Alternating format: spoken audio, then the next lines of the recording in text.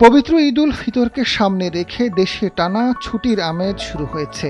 তবে এই উৎসবের সময়েও অনেকের ভাগ্যে জুটবে না ছুটি, থাকতে হবে কর্মস্থলে। বিশেষ করে গণমাধ্যম কর্মীদের কর্মস্থলে থেকে ঈদ যাত্রার খবর দিতে হবে। সরকারি কর্মকর্তা কর্মচারীদের জন্য মঙ্গলবার থেকে শুরু হয়েছে 7 দিনের ছুটি। তবে ঈদের আমেজের মধ্যেও থেমে থাকবে না দেশের জরুরি সেবাগুলো।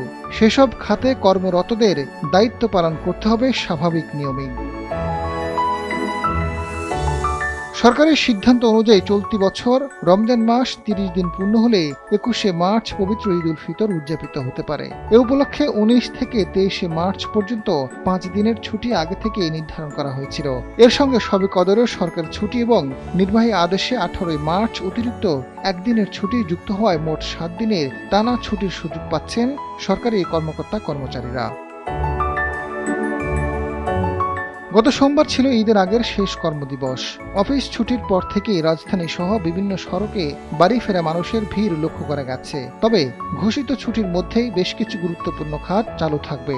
জনপ্রশাসন মন্ত্রণালয়ের প্রজ্ঞাপনে বলা হয়েছে, বিদ্যুৎ, পানি, গ্যাস সহ জ্বালানি সরবরাহ, ফায়ার সার্ভিস, বন্দর কার্যক্রম, পরিচ্ছন্ন সেবা, টেলিফোন ও ইন্টারনেট এবং ডাক বিভাগের কর্মীরা এই সময়েও নিয়মিত দায়িত্ব পালন করবেন।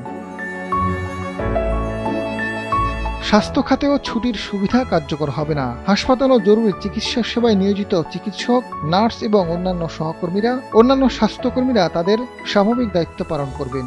পাশাপাশি ঔষধ ও চিকিৎসা সরঞ্জাম পরিবহনকারী যানবাহন এবং সংশ্লিষ্ট কর্মীরাও ছুটির বাইরে থাকবেন। এদিকে ব্যাংক ও আদালতের কার্যক্রম নিয়ে পৃথক নির্দেশনা দেওয়া হবে বলে জানানো হয়েছে। ব্যাংকিং কার্যক্রম সম্পর্কে বাংলাদেশ ব্যাংক সিদ্ধান্ত জানাবে এবং আদালতের কার্যক্রমের বিষয়ে নির্দেশনা দেবেন সুপ্রিম কোর্ট। বেসরকারি শিল্প ও কলকারখানা ও প্রতিষ্ঠানের ক্ষেত্রে শ্রম আইন অনুযায়ী প্রয়োজনীয় নির্দেশনা দেবে শ্রম ও কর্মসংস্থান মন্ত্রণালয়। ঈদকে সামনে রেখে গণমাধ্যম খাতেও বিশেষ সিদ্ধান্ত এসেছে। গণমাধ্যম কর্মীদের দাবির পরিপ্রেক্ষিতে সংবাদপত্র মালিকদের সংগঠন নোয়াব দেশের গণমাধ্যমের জন্য 5 দিনের ছুটি ঘোষণা করেছে। তবে অর্ধেক কর্মী কর্মস্থলে থাকতে হবে।